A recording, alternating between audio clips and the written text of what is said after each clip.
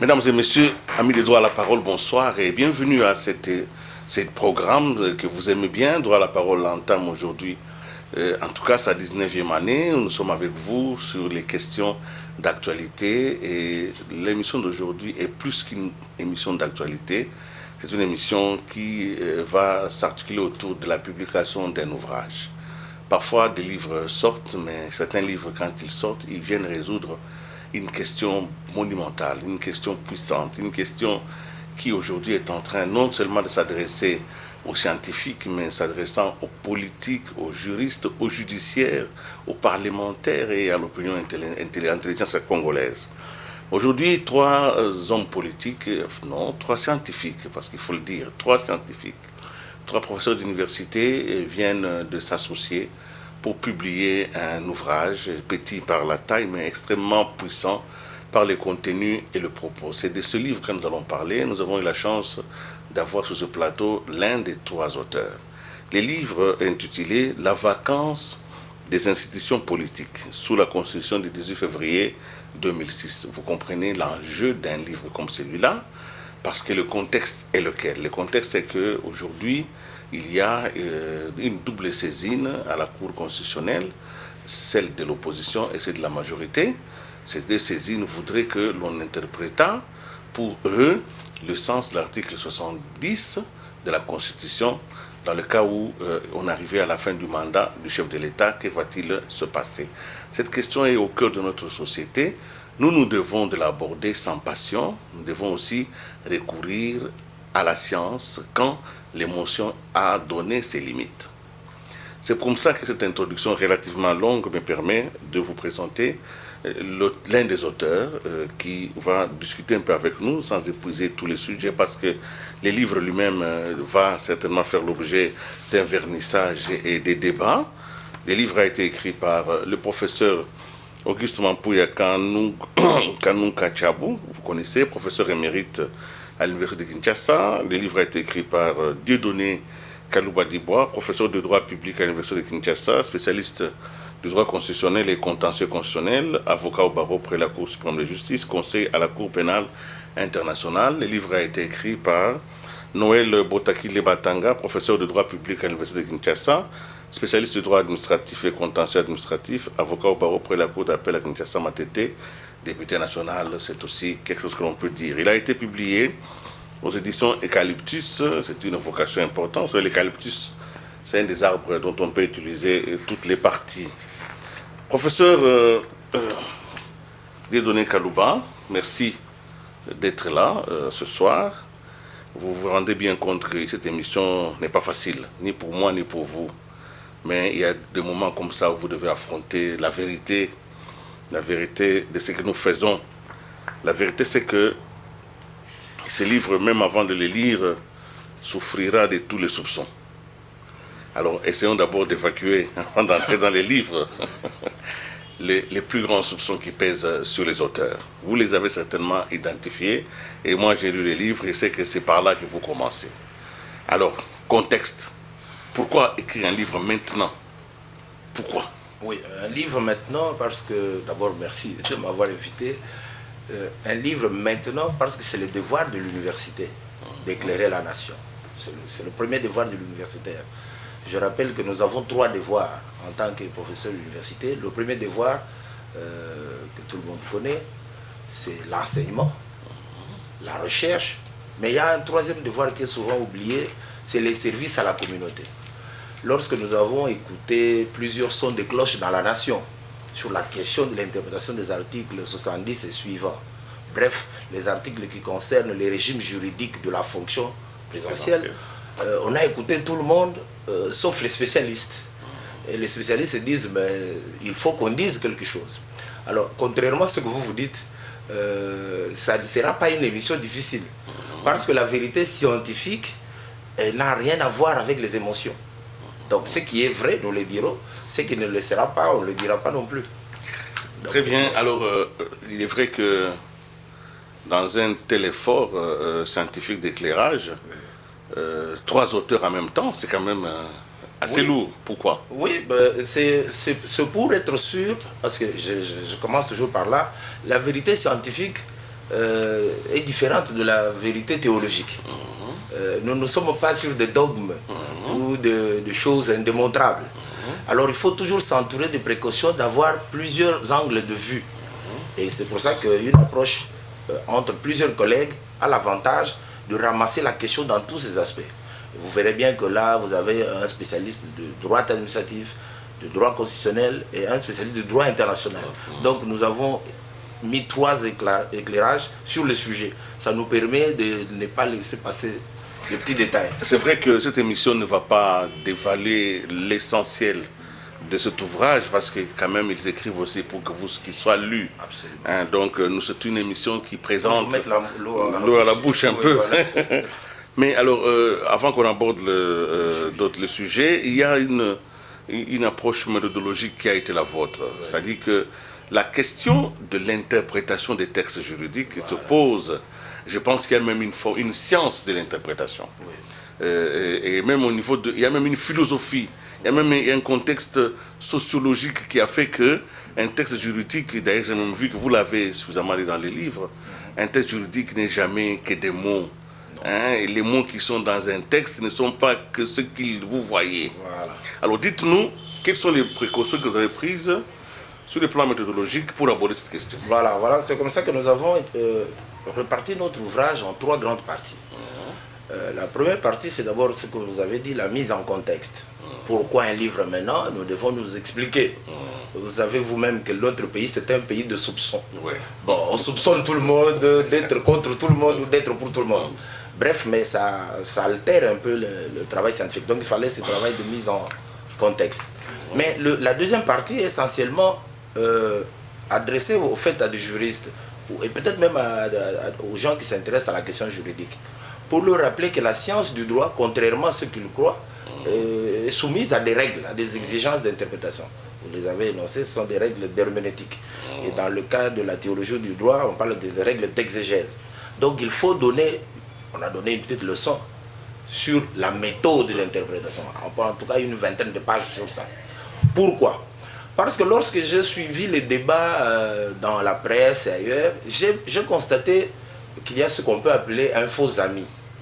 Et le droit constitutionnel est réellement un faux ami. C'est-à-dire? Ça veut dire, c'est quelqu'un qui vous donne l'impression d'être familier avec vous, alors qu'il est très éloigné de vous. Du point de vue du vocabulaire. Vous pensez parler la même chose. Voilà, vous dites totalement. Voilà, alors quand les spécialistes écoutent ça, ils disent n'importe quoi ces gens. Ils utilisent des mots par exemple, vacances, intérim, suppléance. Ces mots plutôt ont un contenu constitutionnel clair pour le spécialiste du droit public. Mais dans les débats des politiciens, tous ces mots s'équivalent, ils disent la même chose. Alors on a dit attention, comme il s'agit de faux amis, il faut bien commencer par leur dire quelle est la méthode et ensuite quel est le contenu de chaque concept. Alors s'il existe des lois et des règles précises de l'interprétation, si l'herméneutique dont vous avez parlé existe, si ces règles sont connues et publiées, pourquoi il y a eu une difficulté d'interprétation? Mais c'est pourquoi j'ai dit que c'est un faux ami. Je reviens sur ce que j'ai dit. Un faux ami sur le plan du vocabulaire, mais également un faux ami parce que son objet est familier à tout le monde. On croit le voir, mais on le voit. Voilà, lorsqu'on parle par exemple de la chirurgie, je ne suis pas convaincu que 3/4 des Congolais vont parler de la chirurgie. Mais lorsqu'on parle du droit constitutionnel, puisque son objet c'est le pouvoir politique, qui nous gère tous, tout le monde a quelque chose à dire sur son contenu. Et d'ailleurs, c'est la même chose avec la théologie. Tout le monde peut parler de Dieu parce que tout le monde prie. mais c'est ça un faux ami, justement. À la page 11, il y a un extrait que je vais lire quand même pour mettre un peu l'eau à la bouche. Vous dites effectivement, toutefois, il s'agira essentiellement d'interpréter ces dispositions de façon à en éclairer les sens et la portée au regard d'une problématique subissant, et là c'est là où je vous reviens, la surdétermination de la circonstance particulière d'absence d'élection. Donc, surdétermination, c'est comme si personne n'est resté froid. Que ce soit ceux qui veulent interpréter, ceux qui demandent l'interprétation, ceux qui attendent l'interprétation, ceux qui en veulent, ceux qui n'en veulent pas. Pourquoi vous avez utilisé le mot surdétermination? Oui, ben, la question ici, voilà, si les juristes vont comprendre ce que je veux dire. Si la question de la fin du mandat du président de la République est posée comme un casus dans une faculté de droit quelque part, la solution n'emportera pas autant de passion. N'emportera pas de passion parce que les juristes vont répondre sans état d'âme.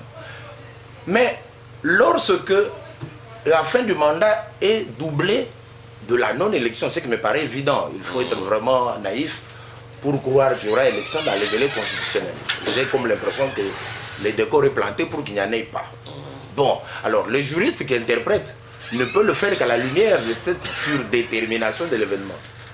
Ce qui rend d'ailleurs le discours un peu plus, comment on pourrait dire, plus passionné. Mais on fait l'effort d'être scientifique, de ne pas ignorer les phénomènes qui est devant vous et de proposer à la nation déjà une voie de sortie avant que cela n'arrive. Alors, nous avons parlé de la méthode, il existe des méthodes d'interprétation, mais elle s'adresse à qui? Elle s'adresse au législateur ou au juge constitutionnel? Voilà, 3 personnes peuvent interpréter la Constitution, ou la loi en général. La première personne, c'est l'auteur du texte. Ça peut être le constituant lui-même, quand il s'agit de la Constitution, du législateur lorsqu'il s'agit de la loi. Mais une deuxième personne qui peut interpréter, c'est le juge. Le juge, pour ce qui est de la Constitution, c'est le seul qui est habilité à donner une interprétation authentique, officielle de la Constitution, le juge constitutionnel. Mais il reste aussi une autre interprétation, celle qu'on appelle doctrinale, celle qui est faite par des docteurs. Ici, je prends docteur au sens latin du mot, à ceux qui savent quelque chose. Notamment vous, par exemple. Bon, c'est trop orgueilleux de le dire, mais je suis docteur.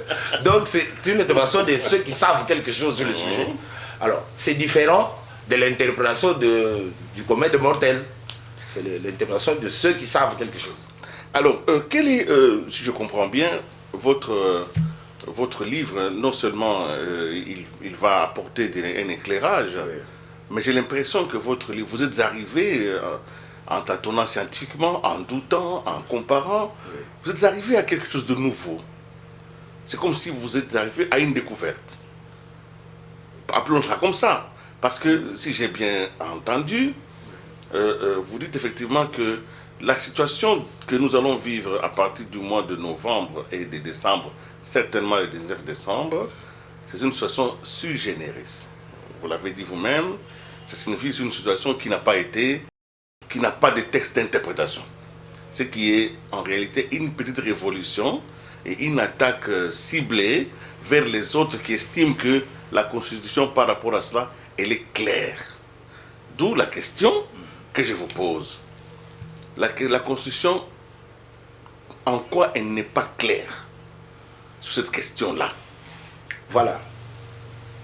Lorsque vous prenez les articles 70, l'article qui vous intéresse le plus, c'est celui-là d'ailleurs. Il a 2 alinéas. Le premier alinéa vous dit le mandat du chef de l'État est de 5 ans. L'alinéa 2 vous dit le président en exercice demeure dans ses fonctions jusqu'à ce que le président élu soit installé. La propension de l'homme ordinaire, c'est de dire que c'est clair. Mais lorsque les phénomènes sociaux se présentent, vous vous rendrez bien compte que ce n'est pas clair. Pourquoi? Parce que cette disposition ne peut pas être isolée d'autres dispositions de la Constitution qui constituent ensemble un régime juridique, c'est-à-dire l'ensemble des dispositions qui encadrent la fonction présidentielle. Le Constituant dit le mandat du chef de l'État est de 5 ans, donc qui commence à partir de l'investiture jusqu'au dernier jour ou la veille du dernier jour de l'investiture. Fini.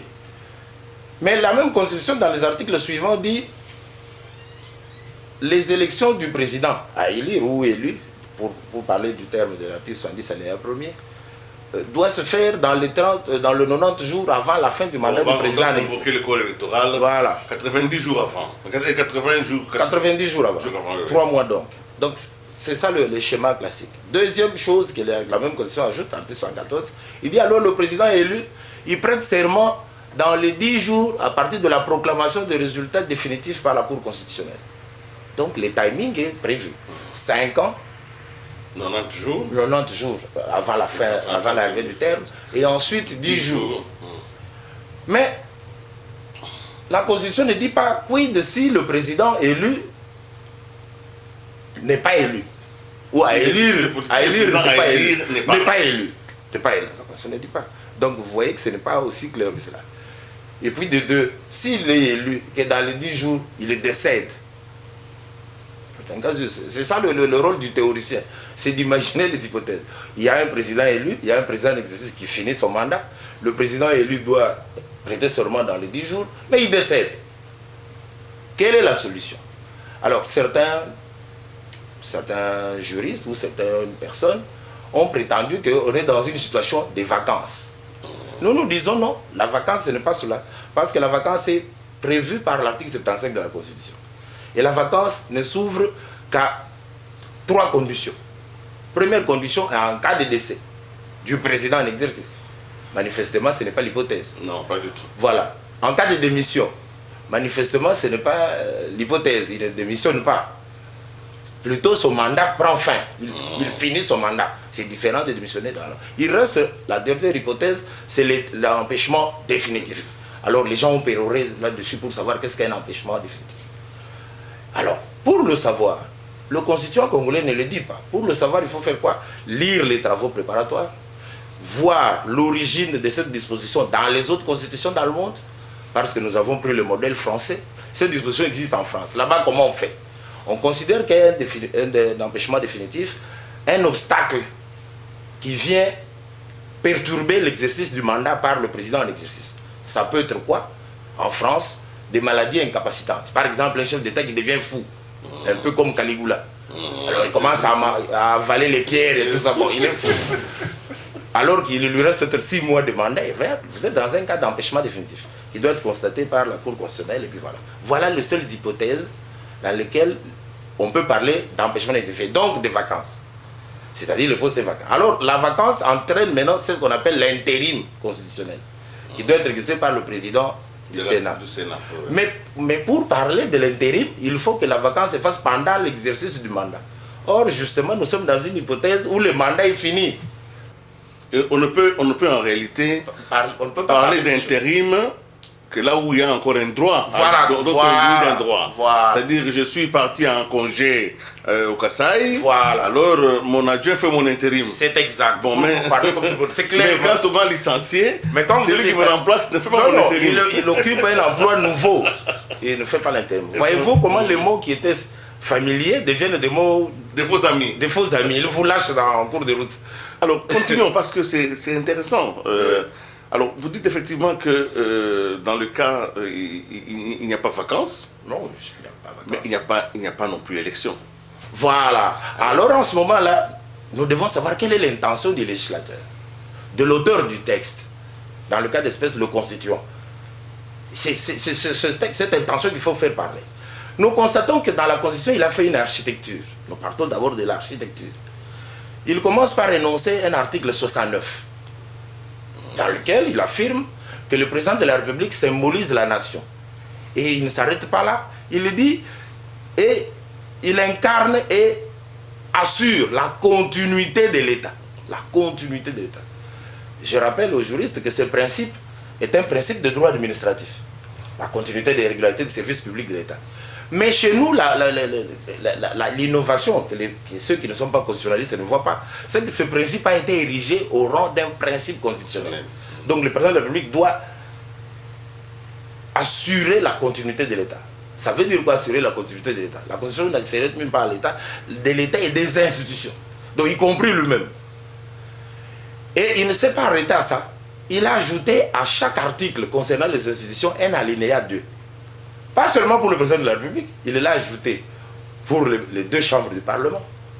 Il les a ajoutés pour les assemblées provinciales, pour le gouvernement, à tous les niveaux. En disant, si telle situation n'arrive pas, ceux qui sont là continuent. Il l'a fait. Donc il y a une architecture constitutionnelle. Mais pour le savoir davantage, il faut connaître l'histoire du texte. Les textes que nous avons viennent d'où? Vous savez, il y a eu les belligérants qui ont fait leur texte, mais ils l'ont amené dans un avant-projet en Sémi. Dans la province orientale à l'époque. À ce niveau-là, l'alinéa 2 de l'article 70 n'existe pas dans le texte. Quand ils arrivent à Kisangani. Voilà, à Kisangani, dans l'avant-projet, ils ne mettent pas cet alinéa qui pose problème. Enfin, qui pose problème ou qui nous pose la question juridique. Mais arrivé au Sénat de la transition, les sénateurs disent, mais nous avons une histoire politique et constitutionnelle dans ce pays. Et notre histoire politique et constitutionnelle montre que nous avons une seule maladie. C'est la non-tenue des délais constitutionnels prévus dans les textes. Pour la petite histoire, la Cour constitutionnelle que nous avons installée juste en 2015 ici, elle est prévue dans la loi fondamentale du 19 mai 1960. Donc nous avons mis 5 ans pour installer la Cour constitutionnelle. Voilà. Les provinces étaient prévues dans la Constitution de 2006. Nous les avons installées 10 ans après. Donc c'est une maladie de Congolais. Tenant compte de cela, dans l'exposé des motifs de la commission PAJ, qui a rédigé du Sénat, qui a rédigé cet alinéa 2, ils disent il faut prévoir cette disposition justement pour assurer la continuité de l'État. Tenant compte que nous avons souvent des difficultés pour respecter les délais. Et si ça nous arrive, voilà la situation.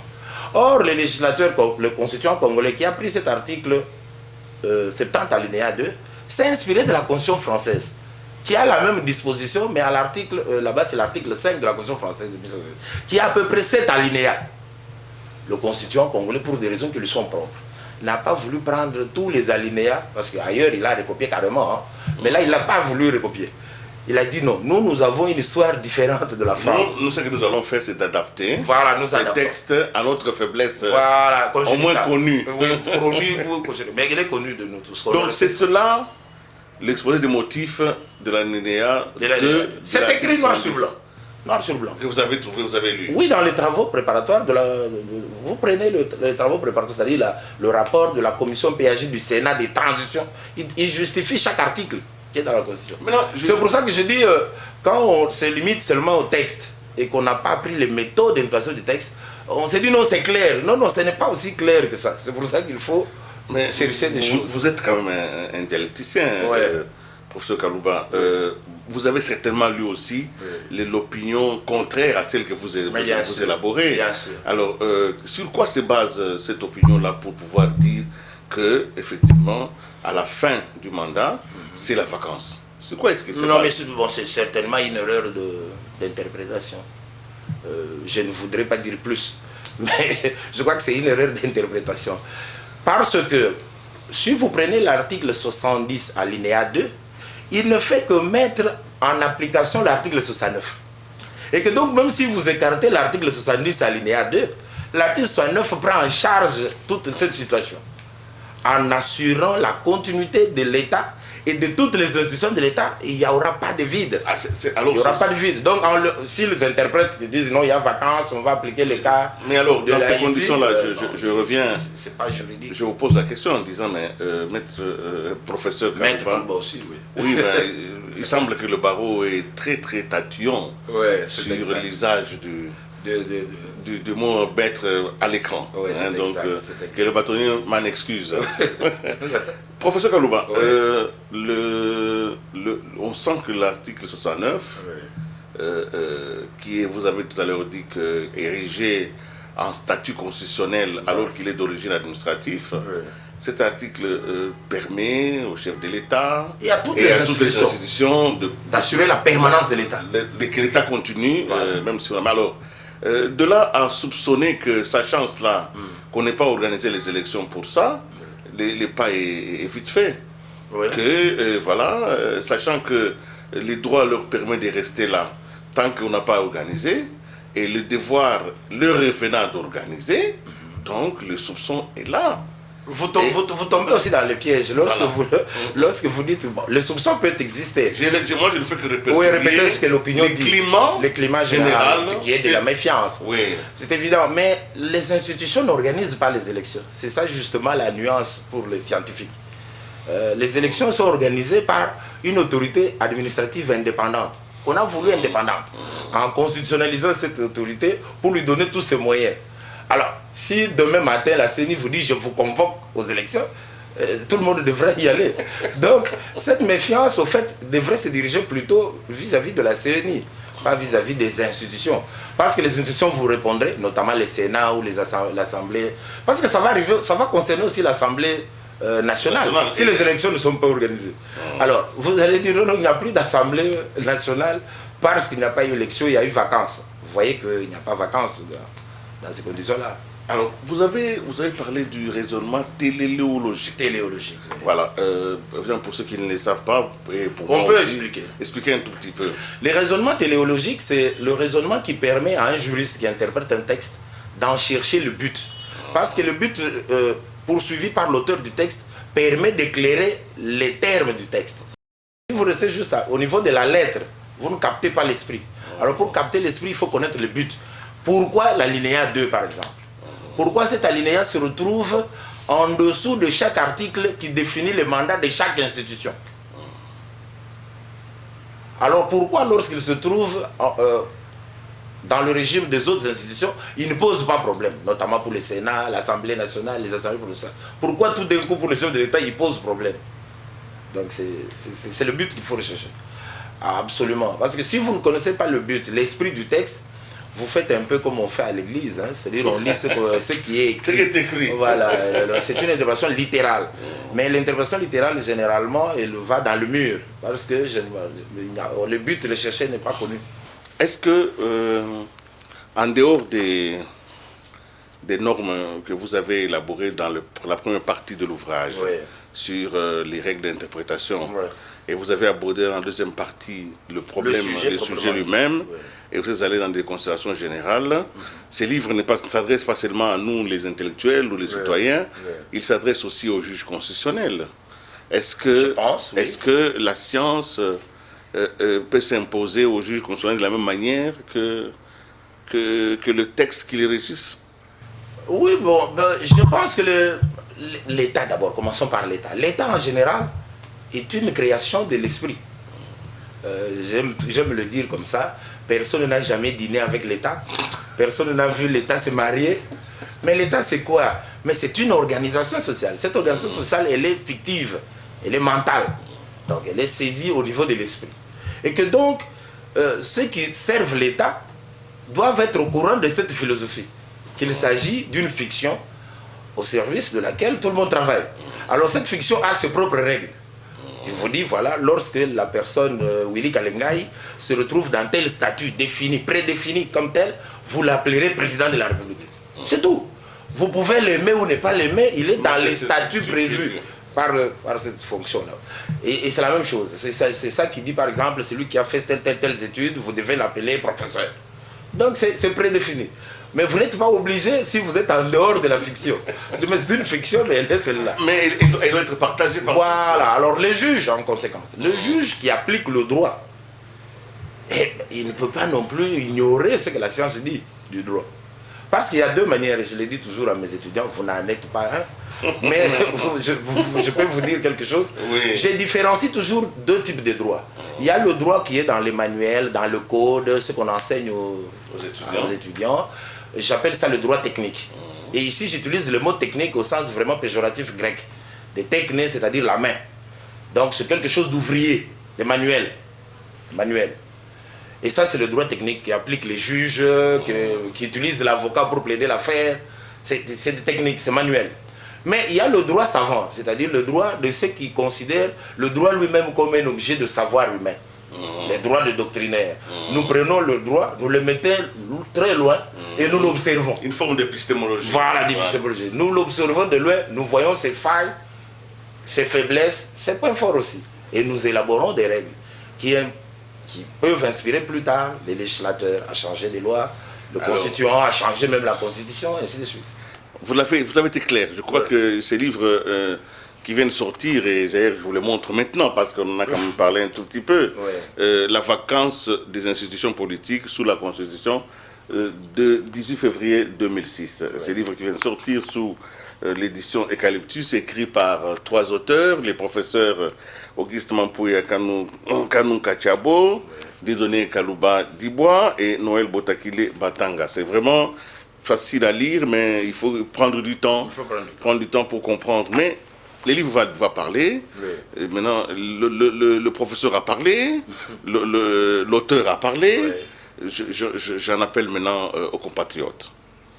Aux compatriotes, vous savez que la connaissance, quand vous la diffusez comme ça, Elle s'adresse à une société qui est aujourd'hui malheureusement dans une fondamentale crise de méfiance. Et pourtant, à l'origine, tel que je vous ai suivi, il n'y a pas de raison. Il n'y a pas de raison d'avoir la méfiance. Soit partagé de manière juste et honnête dans l'ensemble de la classe politique, qui en serait sans doute un des utilisateurs. Qu'est-ce que le compatriote conseille? Qu'est-ce que l'on devrait faire pour que... D'abord, si vous avez vu la dédicace de notre ouvrage, nous nous adressons aux hommes de bonne volonté. Moi, j'ai l'habitude également de dire comme professeur que dans un auditoire, vous avez 3 catégories d'étudiants. Les génies, les gens qui vous comprennent à la première phrase. Et généralement, un bon professeur ne s'adresse pas à ceux-là. Et il y a une deuxième catégorie, et qui est la plus nombreuse, c'est la catégorie des gens normaux. Des gens qui comprennent après des explications. Puisqu'ils sont de bonne foi. Lorsqu'on leur explique, ils peuvent changer d'avis. C'est à ceux-là que je m'adresse. Mais il y a également une autre catégorie. La dernière, c'est des étudiants qui ne comprendront jamais rien. Des gens de mauvaise foi. Ils sont de mauvaise foi, parce qu'une ignorance trop répétée confine un peu à la mauvaise foi. Alors en ce moment-là, je m'adresse à cette grande catégorie des hommes de bonne volonté qui sont épris de paix et de justice, qui ne peuvent s'en tenir qu'à des normes. Vous savez, le problème du Congolais, c'est quoi? C'est que généralement, nous discutons normes en mettant des visages des individus sur les règles. Et ça nous complique la vie. Il faut un peu faire une abstraction de soi-même pour ne voir que des règles de droit. Est-ce que les règles de droit permettent d'affirmer ce qu'on affirme? Eh bien, alors, lisez ce livre comme si vous lisiez un manuel pour un casus à la faculté. On vous dit, M. X a vendu sa parcelle à M. Y. Qu'est-ce que vous faites? Nous arrivons à la fin de cette émission, qui n'a été qu'une émission d'introduction pour présenter ces nouveaux-nés dans le monde de la science.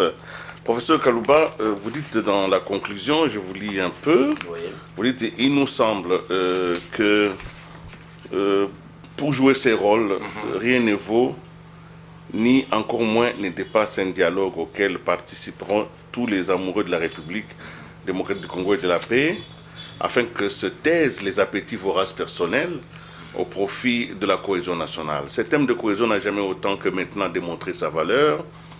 Il vaut la peine qu'on lui sacrifie l'orgueil personnel et l'intérêt égoïste.